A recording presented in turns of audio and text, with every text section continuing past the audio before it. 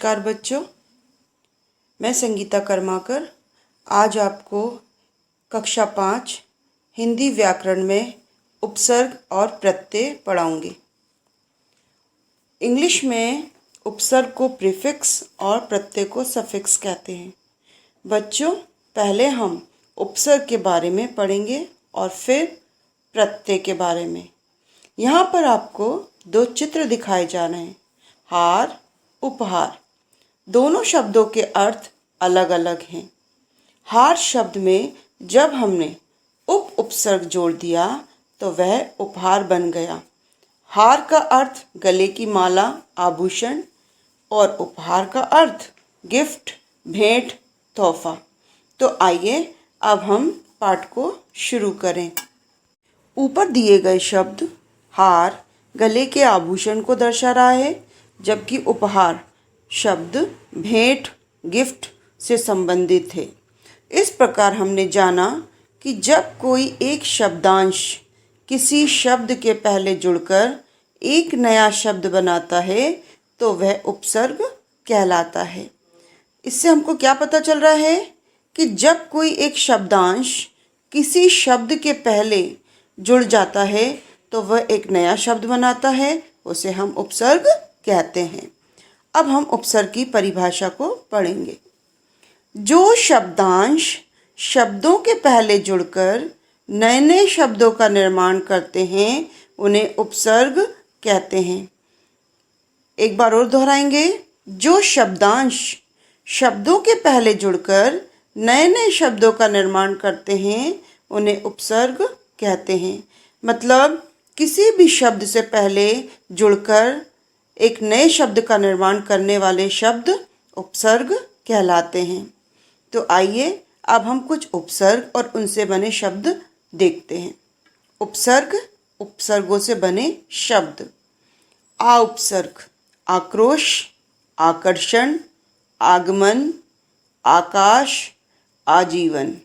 इसमें आगमन देखिए, गमन के साथ आ को जोड़ा गया है। गमन मतलब होता है जाना, आ के जुड़ने से उसका अर्थ हो जाएगा आना। अवतार, अवकाश, अवनति, अवज्ञा, अवतरण। अपहरण, अपमान, अपशब्द, अपशकुन, अपयश, अपमान। मान के साथ अप को जोड़ा गया है।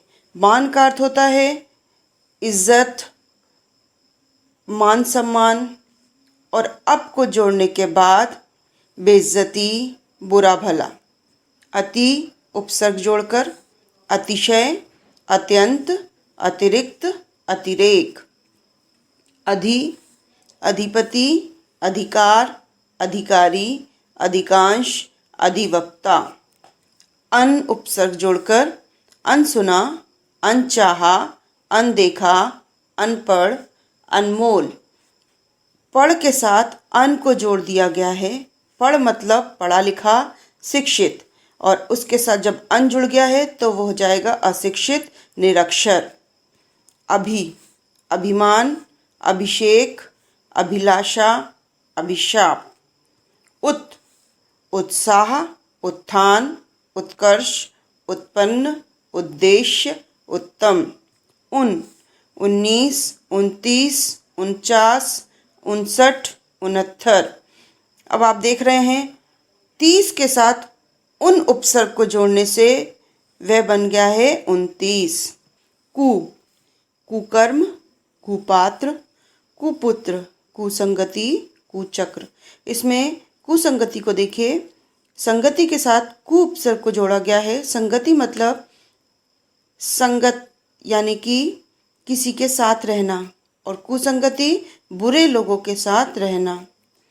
कम वक्त, कमज़ोर, कम अक्ल, कमतर। निकम्मा, निडर, निपुता। निडर को देखिए, नी लगने से पहले डर है, लेकिन जब नी लग गया तो वो निडर हो गया। नामुमकिन, नाराज, नासमझ, नाबालिग। निराहार, निराश्रय, निराश, निर्जन। पराजय, पराक्रम, पराधीन, परावर्तन, परामर्श। जय के साथ जब हमने परा उपसर्ग को जोड़ा, जय मतलब जीतना और परा जुड़ने के बाद हारना। परि, परिवर्तन, परिक्रमा, परिजन, परिपूर्ण। जन के साथ जब हमने परि उपसर्ग को जोड़ा, जन मतलब कोई भी लोग और परिजन मतलब हमें हमारे परिवार के सदस्य। प्रति, प्रतिदिन, प्रतीक्षा, प्रत्येक, प्रतिवादी, प्रतिक्षण। प्रवेश, प्रसिद्ध, प्रशिक्षण, प्रदर्शनी, प्रबल, प्रशिक्षण। शिक्षण मतलब शिक्षा या तालीम और प्रशिक्षण मतलब नियमित रूप से दी जाने वाली व्यावहारिक शिक्षा। ब और बा, बदस्तूर, बाकायदा, बनाम। बद, बदनाम, बदमाश, बदबू, बदसूरत, बदहवास। इसमें बदसूरत देखिए, सूरत मतलब चेहरा और उसके साथ जब बद जुड़ गया तो वह हो गया बुरा चेहरा। बे, बेलगाम, बेडोल, बेबाक, बेहाल। स, सादर, सपूत, सरस, सजग। सपूत, पूत मतलब बेटा, सा मतलब अच्छा, तो सपूत मतलब अच्छा बेटा।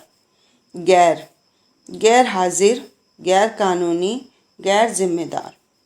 ला, लाजवाब, लावारिस, लापरवाह। लाजवाब, लाजवाब का मतलब होता है अनुपम, बेजोड़ और जवाब का मतलब होता है उत्तर देना। हम सफ़र, हम राह, हम राज, हम उम्र, हम दर्द। इसमें देखिए हम उम्र, उम्र मतलब आयु या एज और उसके साथ जब हम उपसर्ग जुड़ गया तो वो हो जाएगा अपनी बराबर के उम्र का या एज का। सर, सरकार, सरताज, सरफरोश, सरपंच, सरदार। इसमें देखिए सरपंच, पंच मतलब 5 और सरपंच मतलब उन पंचों का मुखिया। तो बच्चों अभी हमने उपसर्ग पढ़ा और देखा कि जब कोई एक शब्दांश किसी शब्द से पहले जुड़ जाता है तो एक नया शब्द बनता है और वही उपसर्ग कहलाता है। तो अब हम आगे पढ़ेंगे प्रत्यय। प्रत्यय किसे कहते हैं और वह उसका उपयोग किस तरह से किया जाता है। तो बच्चों अभी हमने देखा कि उपसर्ग किसे कहते हैं। जब कोई एक शब्दांश किसी शब्द के पहले जुड़ जाता है तो एक नया शब्द बनता है और वही उपसर्ग कहलाता है। तो बच्चों अब हम आगे प्रत्यय पढ़ेंगे कि प्रत्यय किसे कहते हैं और उसका प्रयोग किस लिए किया जाता है। तो आइए, प्रत्यय, यहाँ पर भी आपको 2 चित्र दिए गए हैं, एक विष का और दूसरा विषैला का। ऊपर दिया गया शब्द विष अर्थात जहर का अर्थ बता रहा है, जबकि विषैला शब्द जहरीला अर्थात सांप के जहरीला होने का बोध करा रहा है। मतलब विष से हमको ये पता चल रहा है कि ये जहर है और विषैला शब्द से हमको इस बात का पता चल रहा है कि सांप जहरीला है। तो हम कह सकते हैं कि जो शब्दांश शब्दों के अंत में जुड़कर नए नए शब्दों का निर्माण करते हैं प्रत्यय कहलाते हैं। अभी हमने उपसर्ग में पढ़ा कि जो शब्दांश शब्दों के शुरू में जुड़कर नए नए शब्द का निर्माण करते हैं उन्हें उपसर्ग कहते हैं। और प्रत्यय में क्या है कि जो शब्दांश शब्दों के अंत में जुड़कर नए नए शब्दों का निर्माण करते हैं वे प्रत्यय कहलाते हैं। तो चलिए अब हम प्रत्यय की परिभाषा पढ़ेंगे। जो शब्दांश शब्दों के अंत में जुड़कर नए नए शब्दों का निर्माण करते हैं उन्हें प्रत्यय कहते हैं। एक बार और दोहराएंगे, जो शब्दांश शब्दों के अंत में जुड़कर नए नए शब्दों का निर्माण करते हैं उन्हें प्रत्यय कहते हैं। ये शब्दांश क्या हैं? शब्दों के अंत में जुड़ते हैं और जिससे एक नए शब्द का निर्माण होता है। जैसे आप प्रत्यय लगाकर कुछ शब्द बनाएंगे। पहला है भूख प्लस आ हो जाएगा भूखा। भूख का मतलब होता है तीव्र की अभिलाषा, मतलब बहुत तेज भूख का लगना। और भूखा का मतलब हो जाएगा कि इच्छा हो रही है कुछ खाने की अंदर से। दूसरा है प्यास प्लस आ प्यासा।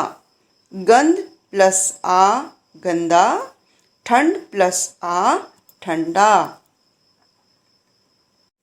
तो बच्चों, अब हम कुछ प्रत्यय और उनसे बने शब्द देखेंगे। प्रत्ययों से बने शब्द।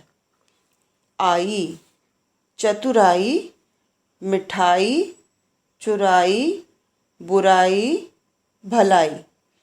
चतुराई का मतलब चतुर, जिसके साथ आई जुड़ा हुआ है। तो चतुर मतलब कुशल और चतुराई मतलब कुशलता।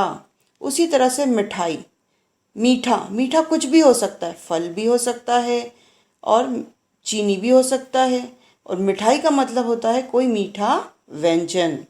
दूसरा आवट, मिलावट, दिखावट, सजावट, लिखावट, बनावट। मिलावट मतलब मिलना और मिलावट मतलब मिलाए जाने का भाव। आहट, घबराहट, कड़वाहट, चिकनाहट। घबराहट, घबरा जाना और घबराने की अवस्था को घबराहट कहा जाता है। इमा, महिमा, अरुणिमा, लालिमा। महिमा मतलब गौरव। ई, गरीबी, मेंढकी, पटरी, गर्मी, ढोलकी, लोभी। लोभ मतलब लालच, लोभी मतलब लालच करने वाला। इया, खटिया, डिबिया, मचिया, धनिया।